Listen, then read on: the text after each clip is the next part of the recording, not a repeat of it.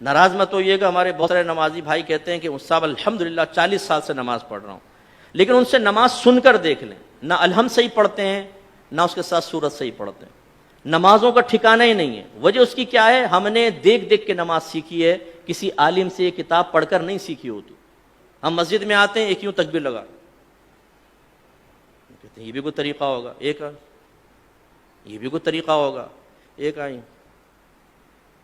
یہ بھی ایک طریقہ۔ ہمارے بچے پریشان ہوتے ہیں کہ کیا، بعض بزرگ وضو کر رہے ہوتے ہیں، ہاتھ دھویا پھر یہ وہ بچہ کہتا ہے یہ بھی کچھ ہے، ہاتھ دھونے کے بعد کرنا ہوگا۔ اب اسے پتہ نہیں یہ سنت ہے یہ خلاف سنت۔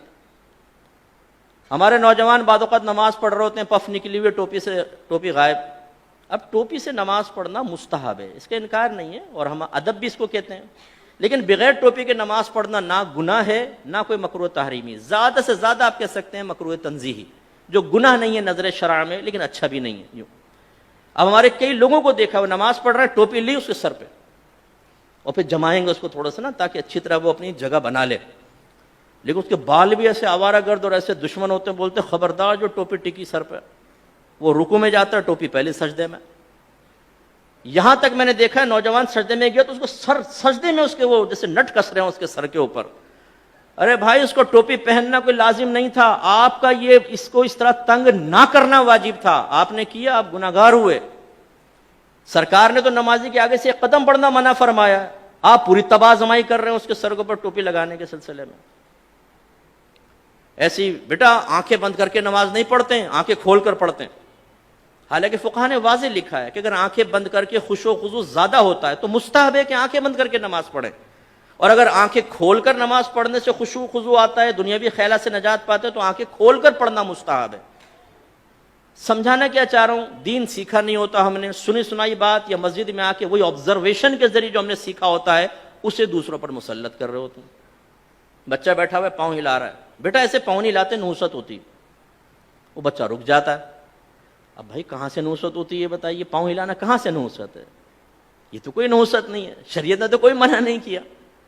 لیکن وہی بچہ اگر فجر کی نماز چھوڑ رہا ہو تو اس کو اتنی سختی سے نہیں سمجھائیں گے نا، بچہ تھکا رہا ہے، رات میں سو گیا، کوئی بات، پوری رات محفل نعت میں شرکت کر کے سنی ٹناٹن قطعی جنتی نعت خانوں کی زبان پر فجر کی نماز چھوڑ رہا ہوتا ہے نا، نہ جماعت سے نماز پڑھے گا نہ فرض پڑھے گا، 4 بجے تک محفل ہوئی ہے، اس کے بعد اسکوٹر گھمایا، آ کے بستر پر سو گئے، مؤذن کہہ رہا حی علی الصلاۃ حی علی الفلاح، اور وہ تصوراتی اور خوابی دنیا سے جواب دے رہا ہے کہ حضور نعت خوانی میں شرکت کر تو لیے، جنتی ہو تو چکا ہوں، بلا حساب و کتاب تو ہم جنت میں چلے جائیں گے۔ خود نعت خان نے شعر سنایا ہے، ہم رسول اللہ کے جنت رسول اللہ کی، یہ حی علی الصلاح حی علی الفلاح دوسرے لوگوں کے لیے ہے، جو نعت خوانی میں شرکت نہیں کرتے ان کے لیے ہو سکتا ہے، ہم تو جنتی ہیں۔ یہ ہم لوگوں کی حالت ہے۔ تو خلاصہ کلام یہ ہے کہ دین آپ سیکھیے۔ میں نے الحمدللہ بالغان کا بہت مدرسہ پڑھایا، نمازیں سنیں کوئی ٹھکانہ نہیں، سبحان رب الاعلی، التحیات، حالانکہ سے لفظ ہے التحیات، التحیات نہیں ہے۔ اسی طرح صحیح لفظ ہے رب اجعلنی، اور اکثر کیا پڑھیں گے ربی جعلنی، ربی جعلنی، غلط ہے۔ یہ اصل میں اجعل صیغہ امر کا، ربی کو با کو جیم سے ملائیں گے حمزہ وصلی گر جائے گا، رب اجعلنی، رب اجعلنی، لیکن ربی جعلنی۔ تو یہ کیوں ہوتا ہے؟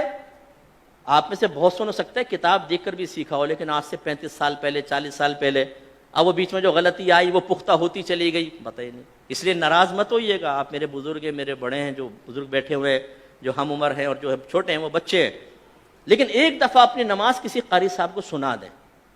پہلی بات تو یہ کہ جس کو ڈر ہوگا نا، خوف کہ میں پھنسوں گا، وہ سنائے گا ہی نہیں، وہ کہے گا مفتی صاحب نے ٹھیک کہا لیکن اللہ کی رحمت بہت بڑی، اللہ معاف کرنے والا ہے۔ بھائی اللہ تعالیٰ رحمان ہے، رحیم ہے، لیکن وہ قہار و جبار بھی تو ہے۔ اس کی قہاریت اور جباریت کو فراموش کر کے صرف رحمانیت پہ نگاہ کرنا یہ نبیوں کا طریقہ نہیں ہے۔ وہ وصف نبوت حاصل کرنے کے باوجود، صحابہ کرام وصف صحابیت حاصل کرنے کے باوجود ڈرتے رہے اپنے رب سے، وہ رحمت کا یقین بھی رکھتے تھے اور اللہ کے عذاب سے بھی خوف زدہ رہتے تھے۔ یہ ایک مومن کی شان ہے۔ تو سیکھیے،